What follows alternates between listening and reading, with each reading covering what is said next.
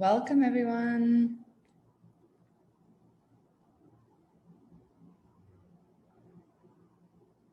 Welcome. So great to see everyone trickling in.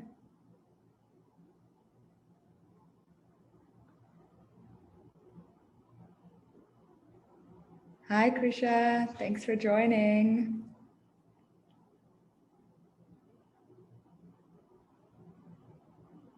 Great. So while we give participants about 5 minutes to trickle in, we're going to start right at 12:05 Singapore time.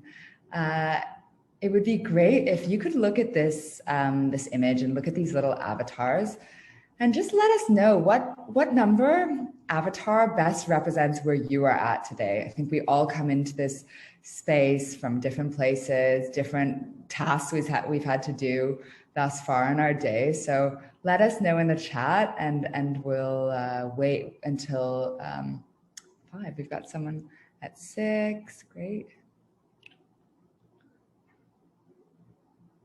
Awesome. As always, such a range of where everyone is at.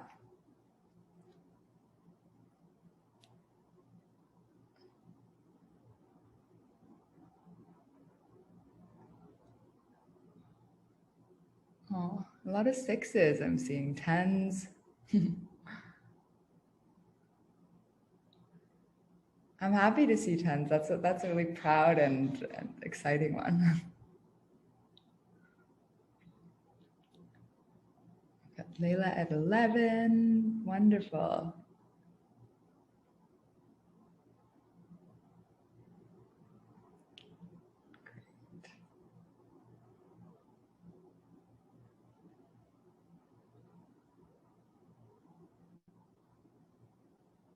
Great. Seeing a few people has trickled in.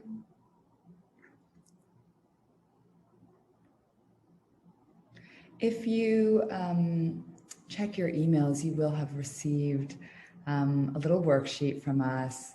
I also recommend having a pen and paper. What we will be covering is a little bit of a framework.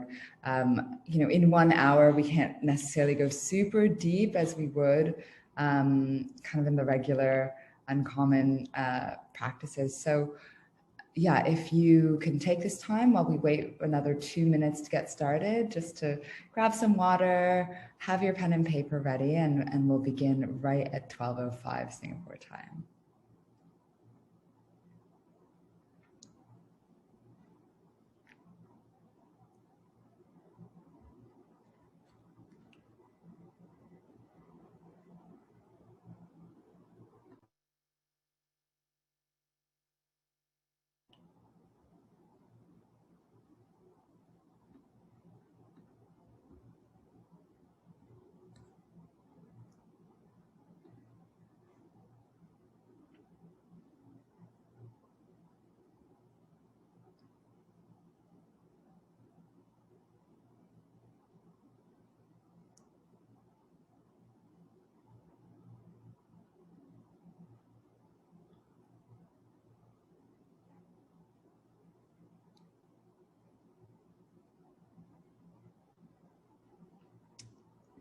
Great. For those that have just joined, we're waiting for 1 more minute to get started. If you can grab pen and paper, open up the worksheet that we emailed and I believe has been posted in the chat. I think some people may have some issues opening that up, so the team will probably troubleshoot that. But we've just asked everyone, what avatar is best representative of where you are at, where you're coming into this webinar.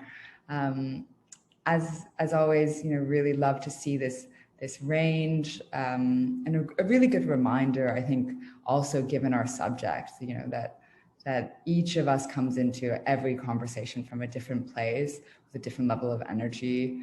And let's keep that in mind as we go forward. And so it's 12:05. We're going to kick off. Thank you so much. Thank you so much for all of you for being here, for carving out a slice of your day to be with us. Before we get started, sorry, back the last slides. Before we get started, I would love to thank the wonderful Uncommon team for putting this together. I know we've got some of our coaches on this call as well. But this is our first ever taster webinar for the public. We really thought we wanted to give you a little taste of what we do at Uncommon. And really share it with a broader audience. Firstly, housekeeping. Hopefully you've had the time to take the communications diagnostics worksheet that was sent over email. If not, feel free to download it from the chat and look over the prompts. It'll guide us through this session and make it relevant to you. I also encourage you, as I mentioned earlier, grab a pen and paper, take notes on your laptop. Throughout the webinar, I'll be asking you all some questions. You can use the chat to respond either to me directly if you don't feel comfortable posting it to everyone, or for everyone to see. We'll be saving some time at the end for Q&A. Please save your questions until then. And you can use the Q&A button at the bottom of your screen. And you can also upvote other people's questions if you see something that someone's asked. Now, the subject is one of my favorite subjects. It's an evergreen theme that emerges amongst our leaders at Uncommon and just as humans. Like, how do we say what we mean and communicate authentically when the subject is a difficult one? So I'm very happy to be sharing that with you today. A little bit of an intro to me. I am the founder and CEO of Uncommon. My background, I spent about 10 plus years in different commercial operational leadership roles in tech companies like Uber, Deliveroo, and Rocket Internet. My career has spanned over 10 countries. So I've worked across Europe and the UK. Most recently, I have lived and worked in Asia, based out of Singapore for the past 7 years, but I've also worked pretty extensively across different parts of Africa and the Middle East. I have had what I would probably define as a squiggly, unconventional career. My very early days of my career, I also worked in the music industry, working for a major label recording artist as a production assistant, and I also worked briefly in international development as well. Nice to meet all of you. So who we are, Uncommon is on a mission to see more women making the decisions that impact us all. We do so through building a powerful global network of decision makers and equipping them with the tools to succeed. So we're really targeting women before they drop off the leadership pipeline. So we know, for instance, in a market like Singapore, you'll have a 50-50 split at entry level, and the most senior positions, we only see about an 8% representation. We really look at equipping female leaders with the tools to succeed. So a really intimate, trusted personal advisory board to unpack their greatest challenges. We run real world masterclasses like this. So for instance, an upcoming one on how to handle microaggressions. We then run community-wide programming and opportunities from different interest groups to dealing with working motherhood. We really believe that the best communities kind of create opportunities, and that is really what we're looking to do. So today's agenda, we'll look at firstly defining what do we mean by difficult conversations. Not every conversation is a difficult conversation, hopefully. Secondly, we'll look at why they matter, the steps to mastering difficult conversations. And lastly, we'll dig into some of the questions that you might have. So firstly, wanted to open this up to the chat, to the entire webinar. What makes a conversation difficult? Or can you maybe share with me an example of a difficult conversation? Love to hear from all of you. What's on your mind? You can either share this with me directly or with a wider group.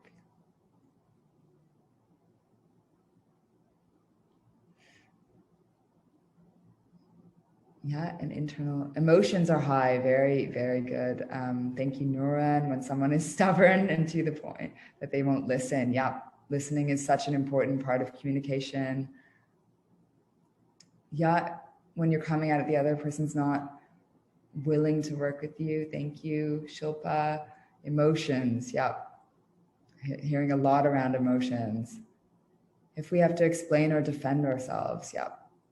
Negotiating salary, definitely. Calling out bad actions. An unpredictable outcome, yep. Laying people off, yep, that's a very, very difficult one.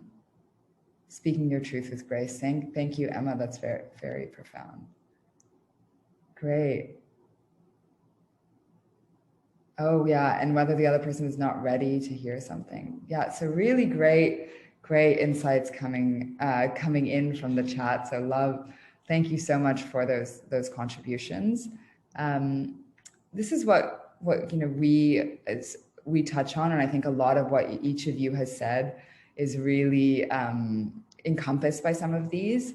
Firstly, the stakes are high. That can be the emotional stakes, that can be the outcome can have a really high impact on everyone involved. So generally a difficult conversation involves high stakes.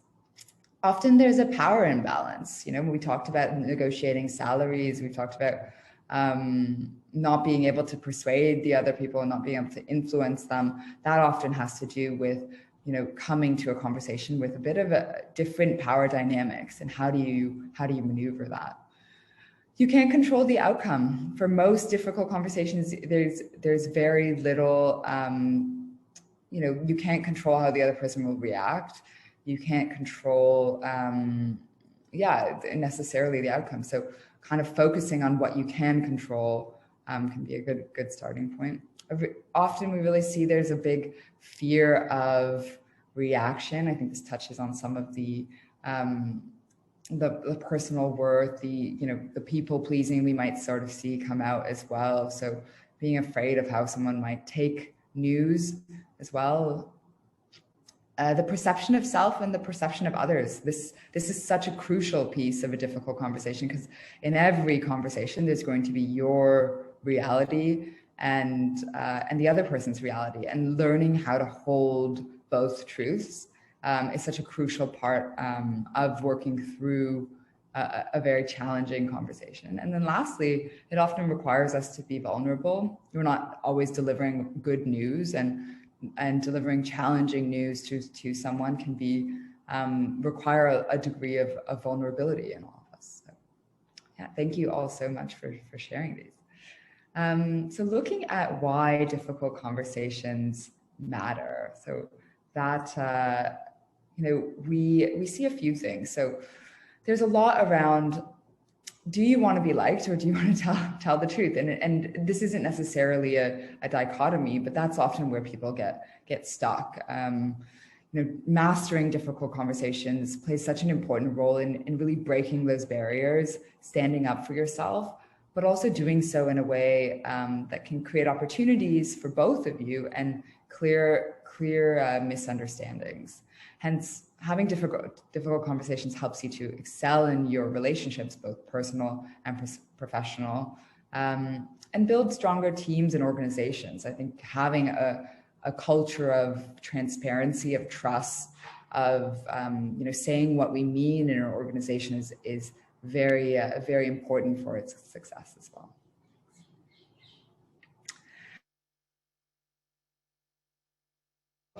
But before I do that, we're looking at some of the responses we typically see kind of in our nervous systems when we have to face a difficult conversation. You most likely have heard of fight or flight, but we also see freezing and fawning as really common reactions as well. So we'll just quickly run through some of these. You can fill out what your response type is, but I'll probably explain first I'll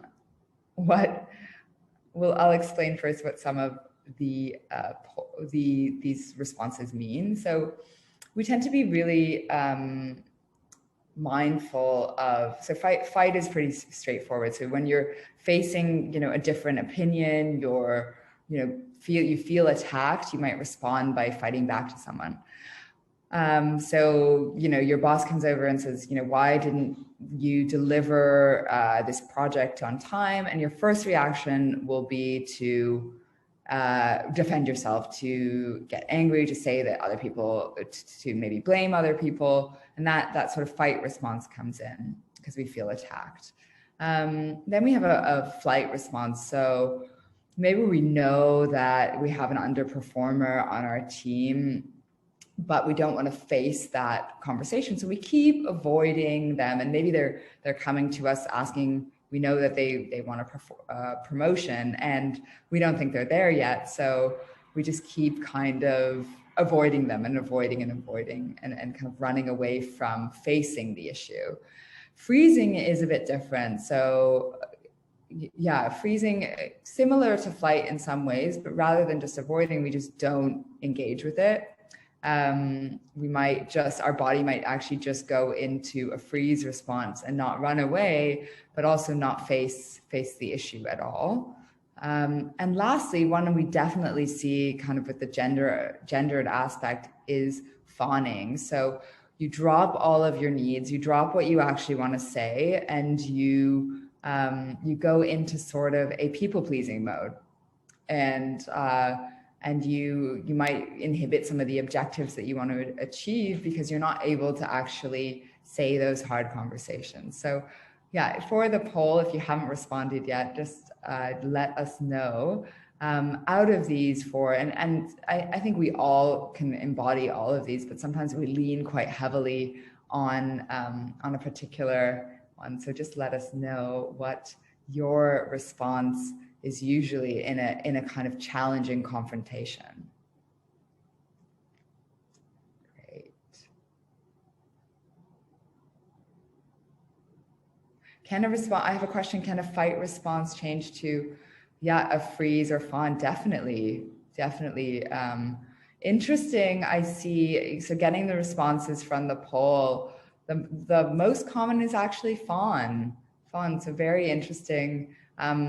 With freeze and fight, in second place, and flight kind of the last one. So very interesting, to see kind of fawn come out, and that's what we're really going to be working on this this webinar is, okay, how can we really say what we mean? Because often a fawn, any of these responses is because we have this fear of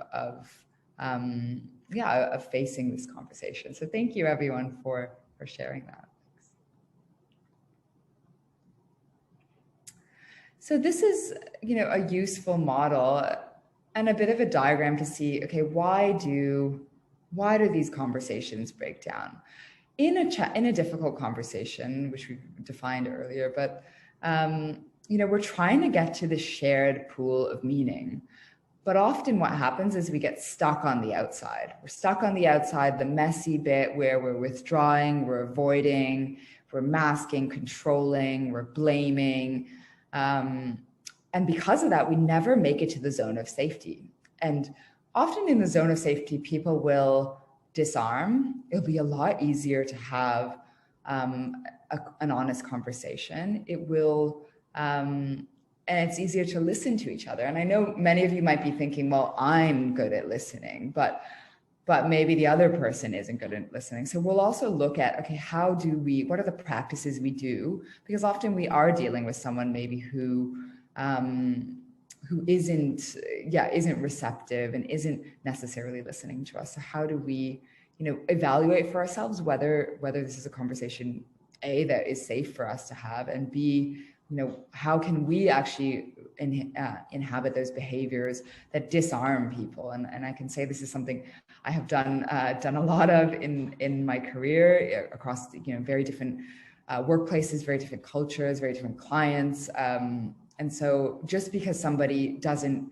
communicate or doesn't use these practices doesn't mean that we can't actually have tools in our own toolkit for disarming them. And so if anyone's ever read or practiced nonviolent communication, that this is a sort of tangent from that as well.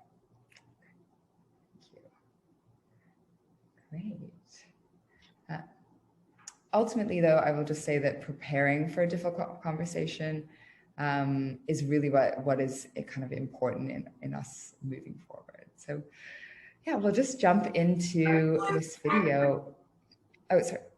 Yeah, which gives us a little example.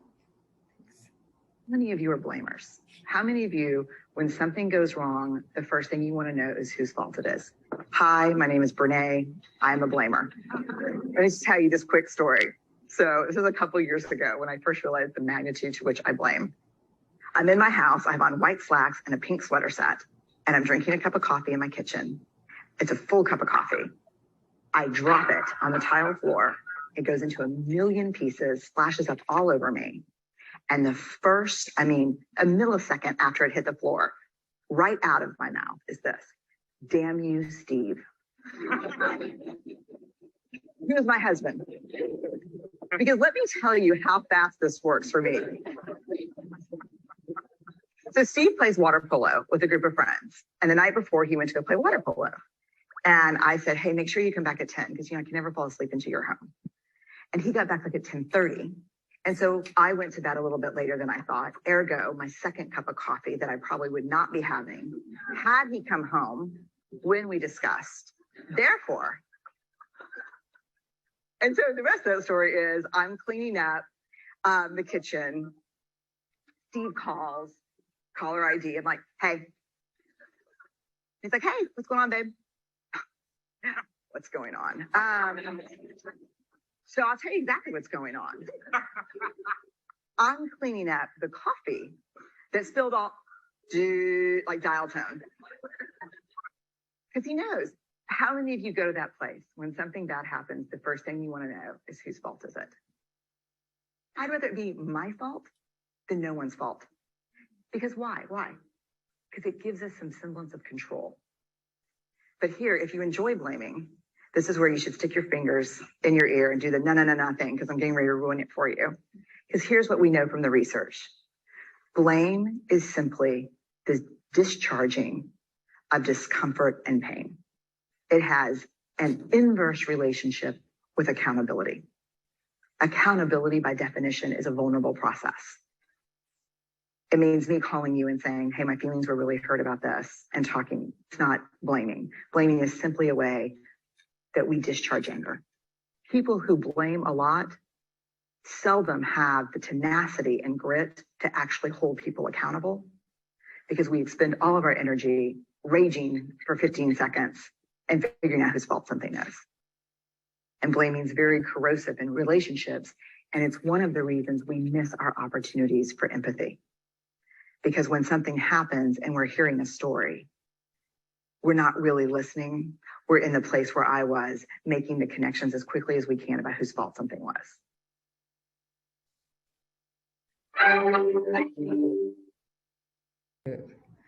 Thank you. So we just shared that little video to give a little bit of context and to think about this as we go into our next slide, which is really looking at the 7 steps for mastering difficult conversations. This is taken from Granny, Patterson, and Macmillan, who really look at kind of diving into these challenging conversations and have done quite a lot of research on it. So what I'll do is cover these first 7 steps. If you have your worksheet open, please feel free to take notes on it, to jot things down, to use your reflections as we go through each of these. As I said, we've got 1 hour here today, so we're going to cover this framework, but I really encourage you to delve into this, to use some of the resources we're going to send after to practice this framework. So one thing you'll really notice is that the trick to mastering difficult conversations is actually the prep work. You can see we only get to move to action in step 7.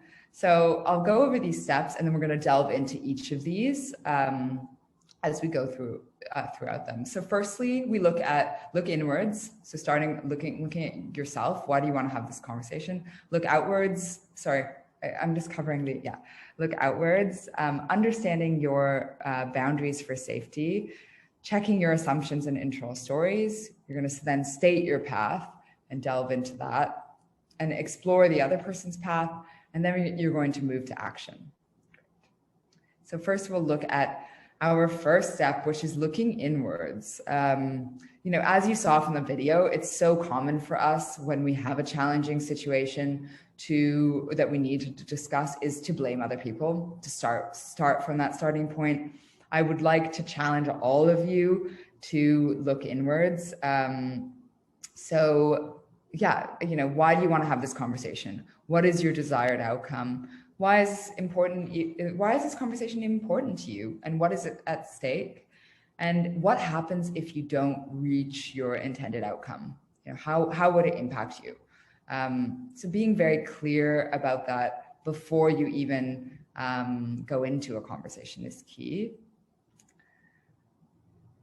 Our next step, so we will have some time at the end to kind of flesh this out, but I'm going to cover all of these steps now.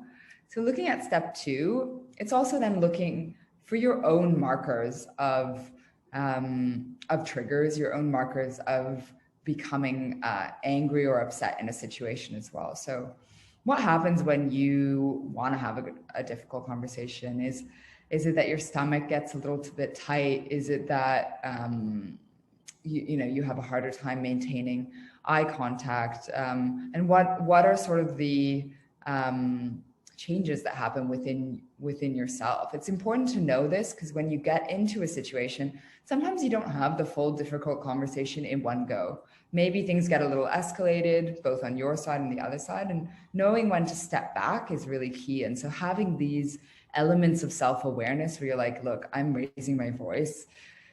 I'm starting to raise my voice. I'm starting to, feel my palms get sweaty. I don't think this is where I'm in my productive zone, and that we're kind of leaving that zone of safety we saw before. So understanding your own kind of changes, really key to maintaining a productive conversation. And then your emotional signs, like, how are you feeling? Are you anxious in those moments? Are you or the other party, acting or suppressing on some of the emotions that are coming up as well? So looking at, this is a very key step that we'll keep coming back to, is this piece around maintaining safety. Now, I do want to just say as a disclaimer, there are many conversations where, and this sort of practice is not for those, but there are many conversations where for your safety, you should not be having these conversations, where if you're in any physical safety, physical danger, emotional danger, you don't want to be engaging in this, and this isn't designed for that. So knowing for yourself where those boundaries are very, very important. Maintaining safety can be, starting from the heart, but being very frank. So being upfront about your concerns. It might be saying, hey, I want to discuss something really important with you, but to be honest, I don't know how to have this conversation. I've been feeling really anxious about it. And, my goal is really I want to improve things. I want to improve the working relationship we have, so that we can both kind of thrive. So that is very different than coming in and saying, I think you're doing a terrible job, it's all your fault, etc. So being upfront, creating that mutual purpose, because generally, even if you don't see eye to eye on everything, there is somewhere where the Venn diagram overlaps, where there is that shared sense of mutual purpose, and finding that is really key. This is a big one because we've got an audience full of fawners. Don't play games, don't sugarcoat, don't minimize your needs. So keeping those, preparing and knowing what your needs are in this situation can help for you not kind of defaulting onto sugarcoating.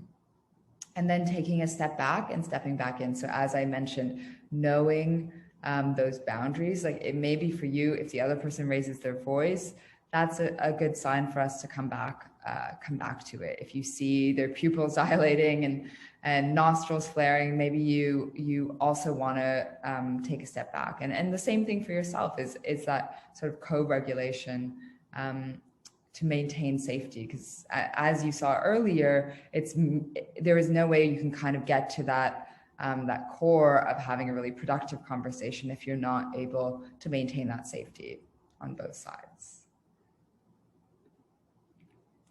This is a big one. So managing your internal stories, and we're going to talk, this is a great one to kind of delve into in the worksheet as well. We often don't focus on the facts. We look at the stories that we tell around the facts. So I can give you an anecdote, an example.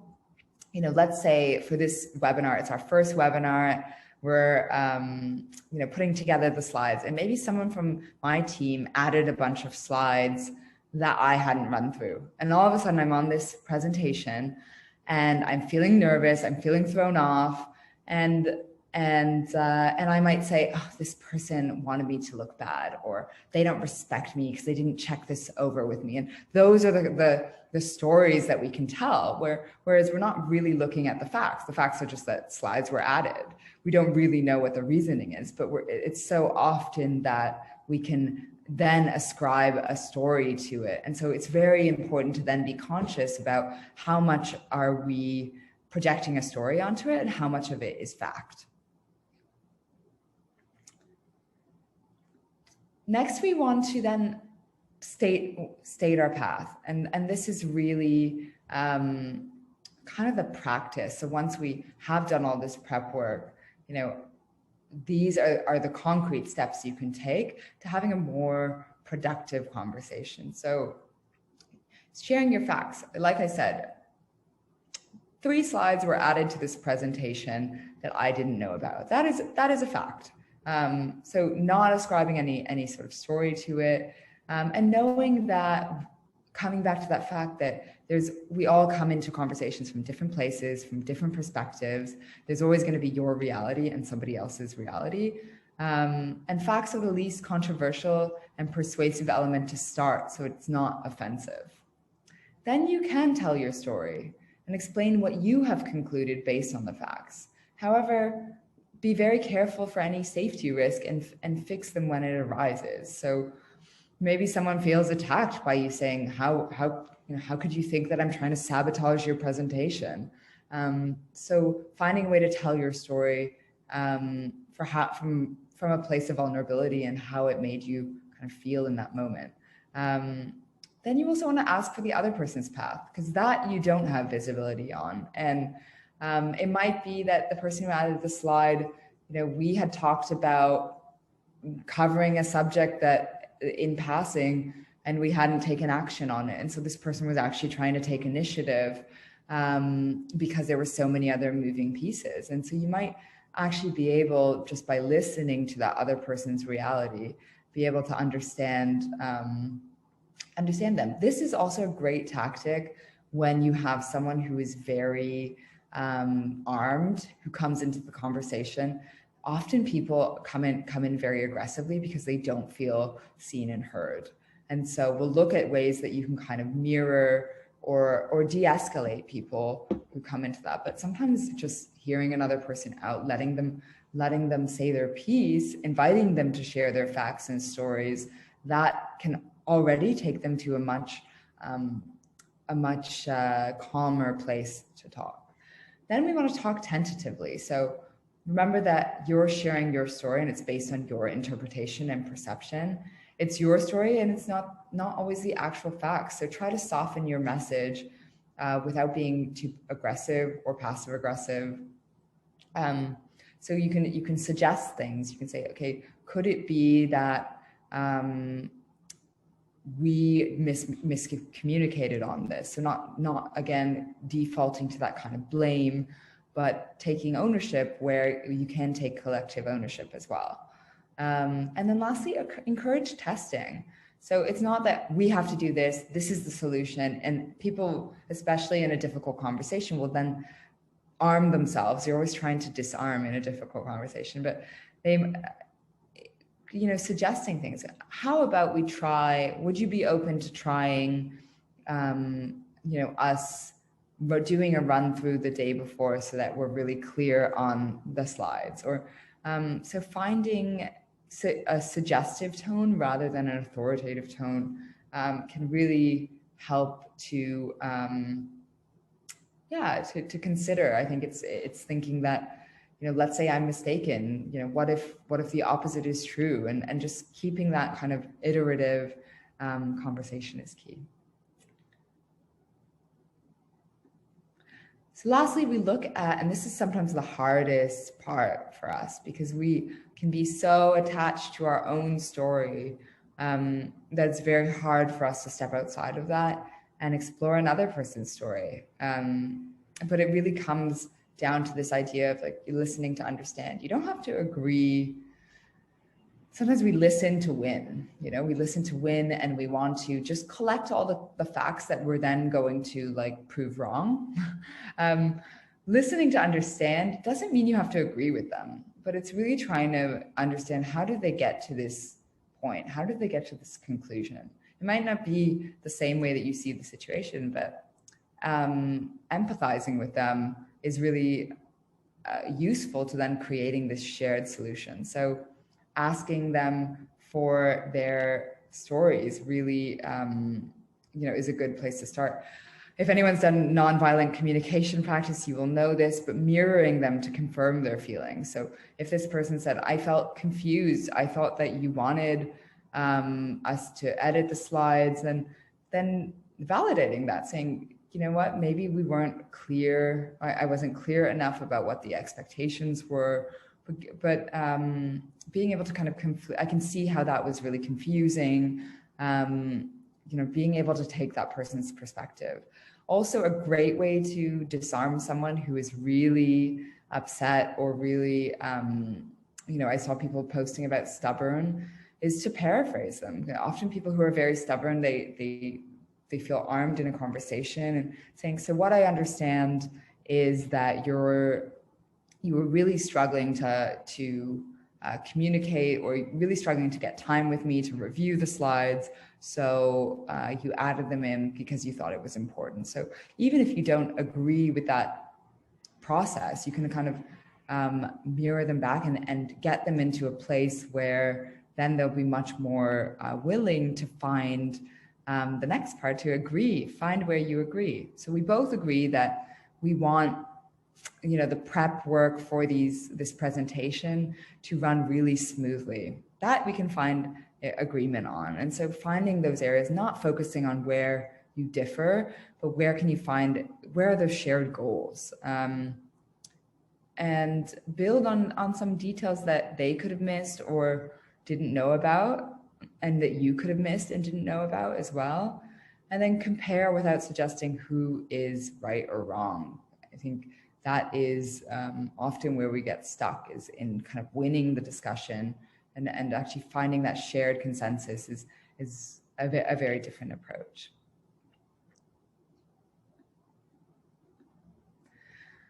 Okay, now moving towards action, we really dig into this a little bit more. So firstly, action. Sometimes this is where we get the most stuck. And this is often where people kind of sidestep into. So they,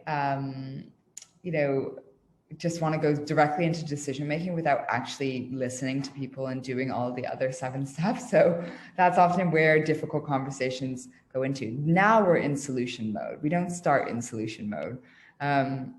So you want to choose what decision making, method you want to adopt. And so dialogue is not the same as decision making, and that's very important when you want to move towards action. I would always advocate that the less people in the room, the better. Too many cooks in the kitchen. And it's great to have like a brainstorm and ideate, but when you need to take action, just be very, very clear about who needs to be there, and who needs to be involved ultimately. Deciding how to decide. There's some decisions that just need to move forward. You can kind of, look at commanding, look at consulting, look at voting, look at consensus. There's lots of different ways you can think of how to decide. And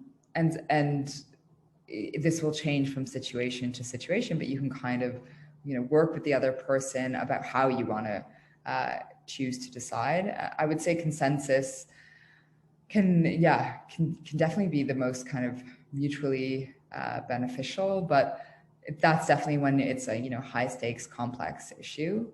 How do you want to choose will depend on who cares, who must agree, who knows, and how many people are involved.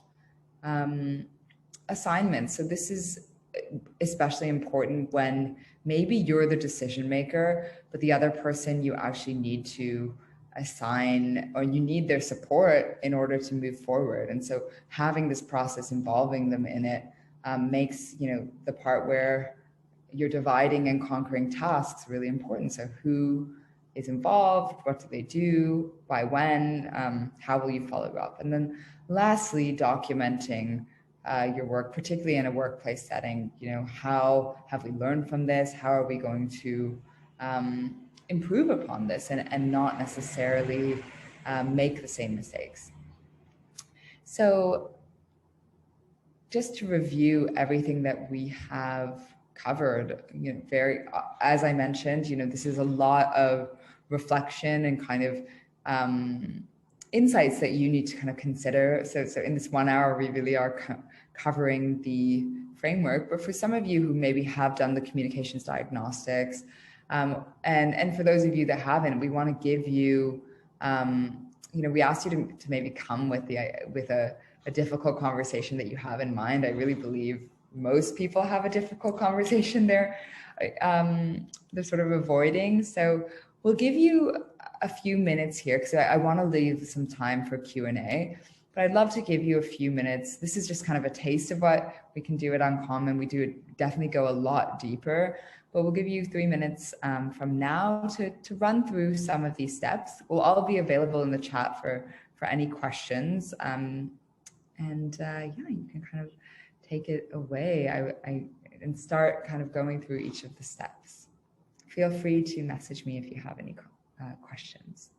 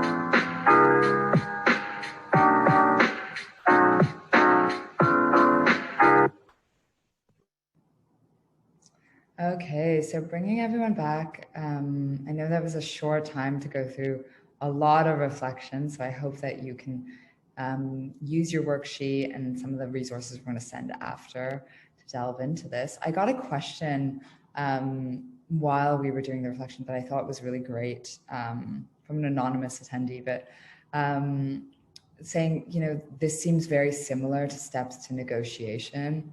What do I think the difference is between having a difficult conversation and negotiations? There's definitely some overlap. So, my team at my last role, we did a lot of partnerships and deals, and there were a lot of heavy negotiations there. And what I will say is that there's often there's a clearer maybe outcome or objective. So when you look at the beginning, what you want out of something, it can be really clear. Like you might want a promotion, or you want a salary increase by X%, or difficult conversations I think are a broader catch-all. Like it can just be that you felt really uncomfortable or overlooked or unrecognized, or that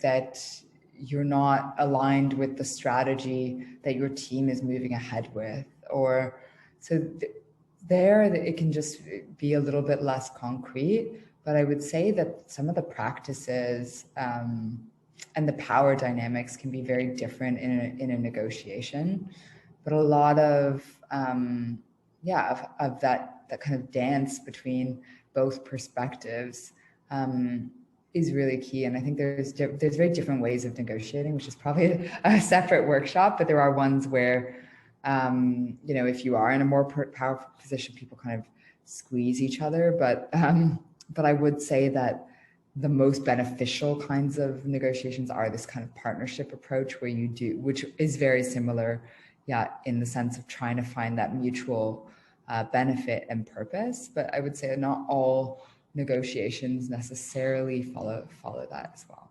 But thank you for such an insightful question.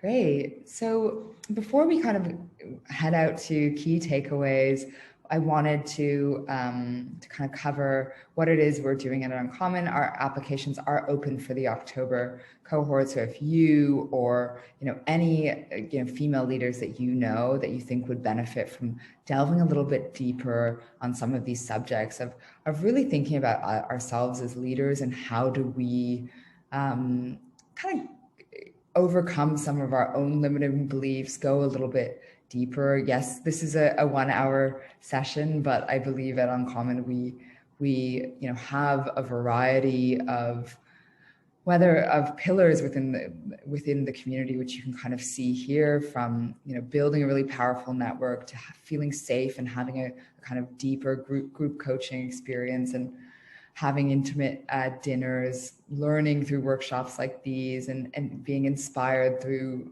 different speakers. That it's kind of takes a village to really overcome some of these things, to really bridge the gap between theory and action. And so we wanted to kind of give a little bit of a taste, but also share with any of you who want to go a little bit deeper that we do have some spots left for our October cohort, and we're very happy, to if you do put in the apply form that you came from the referral, we'll also look at your application, and that will move you up the wait list as well. So thank you all very much. And if anyone has any questions, please ping myself or any of the other panelists.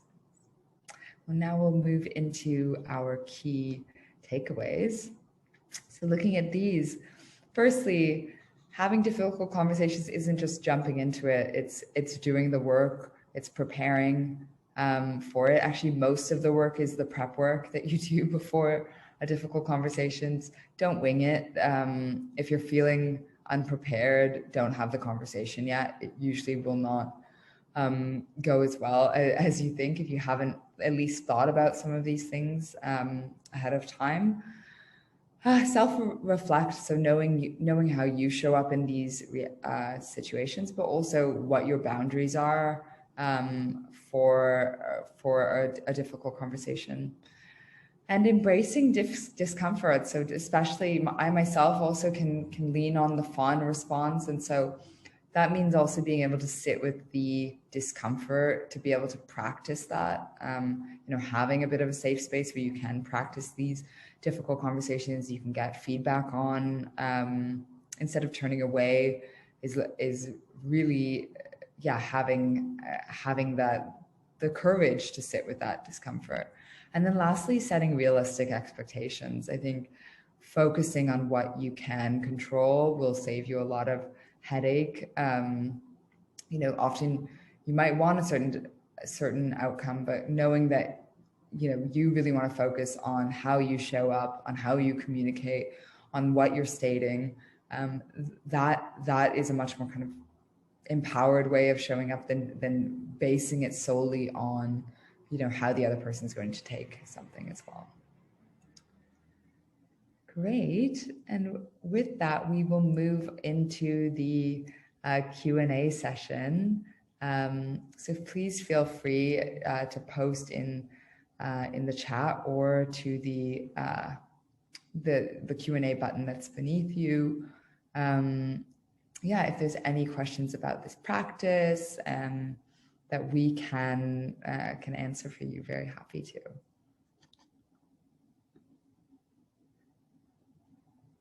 You can also direct these messages to me as well, and that you can also upvote any questions. Okay, great. Yeah. So I have one. How do you stop the endless ruminating, spending so much time and energy thinking and rethinking and overthinking? That's a really good question. I think that's often like when we're avoiding facing it. I think a lot of it can help by actually writing it down. I think that I'm definitely someone who can be an overthinker, who can think through these things in depth. And sometimes when it lives in your head, it's then very hard for it to be concrete. And so actually putting pen to paper and saying, and going through some of these steps and having a clear process of, okay, what is it that I want? When am I going to do it? How do I need to prepare for it? That I find like having a concrete plan then can stop the ruminating, because if it's not concrete, then it kind of just lives in your head. So thank you, Anonymous.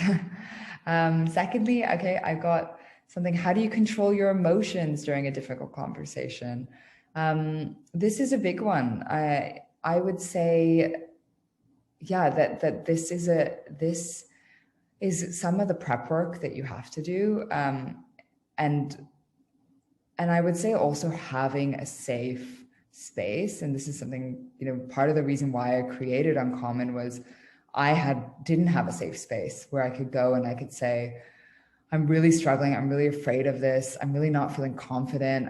And test it out. I think we often overlook how important community is and support is for our mental health. And that also goes with managing these emotions, is like testing it out, feeling validated, knowing that, knowing that you can kind of feel more supported as you go forward in those. I think for every individual, you will have your limits like in the conversation, even though, I know this practice and I think I've facilitated it quite a few times, but even for me, there are limits. There are places, there are situations, there are behaviors.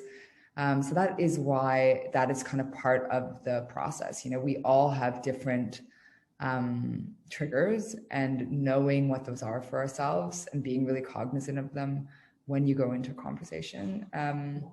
But also, like, I would almost push back on like the control of emotions. Like sometimes leading with emotions can actually disarm a person. So if you are feeling scared, if you are feeling nervous, hurt by something, sometimes saying that out loud can also bring the person into that zone of safety a lot more easily as well. Yeah, so thank you, Shilpa. I've got Arvind here asking, how do you respond when you are attacked? That is a very good one. I think that is one where I would take a step back and look at the other person's perspective as well. So yes, there's me, and there's knowing my boundaries and knowing, okay, is this person meaning to attack me? Am I feeling attacked? Is that a perspective or a story I'm also attaching to it? Sometimes with really sensitive subjects, we can feel really attacked, but also realizing that when people attack, it's their projection onto you quite often, and it's being able to try to read between the lines. Obviously, there's being attacked and it's really crossed a boundary for you, and finding a way to also step out of it and then step back in when somebody's calmer is a really good practice to have. But if for instance, I'm trying to think of an example, but if somebody is bringing something up, like, I'm trying to think, like, I didn't receive, you had told me that you were going to send me an agenda and I didn't receive it. And sometimes someone communicating that can feel like they're attacking us, but that isn't necessarily their intention, or trying to read between the lines and understand, okay, why is it that they're communicating to me in this way? And so using some of those tools, like which are really from nonviolent communication, is really paraphrasing what they have said back. And so you're feeling like I didn't keep my word to you, and that's really upsetting to you. So mirroring back how they're feeling can also take them down from that ledge. But I think you have to assess in those scenarios where your boundaries are, and then knowing when to kind of, let's revisit this at a later date. I don't think we're having a productive conversation right now. I'm feeling attacked. You can actually say that to someone. And I'd like us to come back to this when we can both communicate in a more constructive way. But then also managing our own stories around it, that as well. Like, is somebody attacking us? Are we feeling a sense of shame about something that triggers that reaction in us as well? That sort of process of looking inwards, looking outwards, mirroring back their reactions can be really useful as well. Let me see here. Yeah, so from someone anonymous saying, if we know we're going to have a difficult conversation with someone, should we also do something to prepare that person? This is again, a very good question. I would say on this subject, it's really how much can you control, again, focusing on what you can control.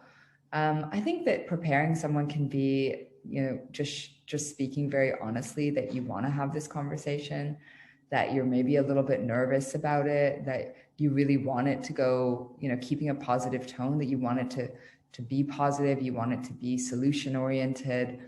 I think just, not springing it on someone. So it also gives them the space to be in that right place. Sometimes, I've had people bring really challenging conversations up to me when I'm in the middle of, a very stressful period, and that can be very hard. So just saying, I would really love to find a time when we can talk about the subject. It's something that's been weighing on me. I'm a little bit apprehensive or trepidatious about having this conversation. Could you let me know a good time when we can carve out some space to talk about this? And so that can at least give them an indication and help them kind of mentally prepare rather than springing it on them. So that's a great question.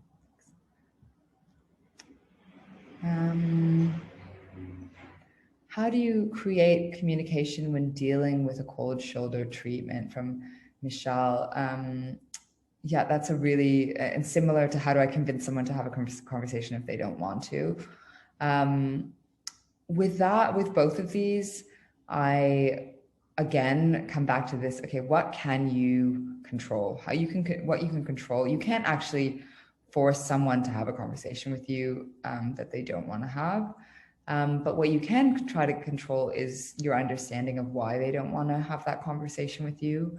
And again, this is like, how do you take someone from being armed in that sort of withdrawal, angry sometimes place, and disarm them. So you really want to move someone. You want to focus on kind of shifting states from armed to disarmed. And so going in and really understanding, okay, why is it that they don't want to have a conversation with you, that you really want to listen and hear their perspective.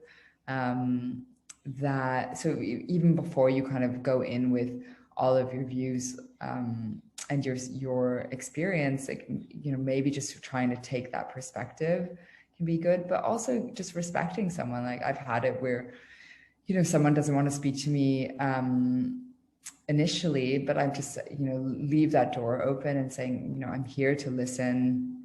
I want to resolve this. I want to find a mutual ground for us, but I would like, I will leave the ball in your court, and when you're ready, my door is always open. So something like that. It can be very hard, I'd say, to convince someone, because sometimes people, for their own reasons, don't want to. But I think what you can do is create that zone of safety so that they feel more compelled and feel like you will actually listen to them. That's usually why someone won't engage, or maybe they just need time to feel in a place where they can have that conversation with you as well. Okay, I think we are slightly over time, but yeah, so coming back, I know we have a couple of other questions. I'm happy to take one or two more, but I know that some of you need to probably drop off. But maybe the last question I will take is, after we've had the conversation with the person, what should we do if the person refuses to accept our point of view? I would kind of come back to that practice where it's like, do you need to see everything through each other's eyes? Can you focus on where there is mutual, kind of move away from your reality, my reality, one of them is right? Because the truth is that in most situations, there are competing truths. Somebody can deeply hurt your feelings, and that hurt is very real, and deeply offend you, and whilst also not at all having that intention. And so learning how to actually hold, I think there's an F. Scott Fitzgerald quote, which is, the true is the highest form of intelligence. I'm butchering the paraphrase, but is to be able to hold, two competing truths, and hold them in truth. And that's what I would say, for these sort of situations, is it's rare that it is black and white.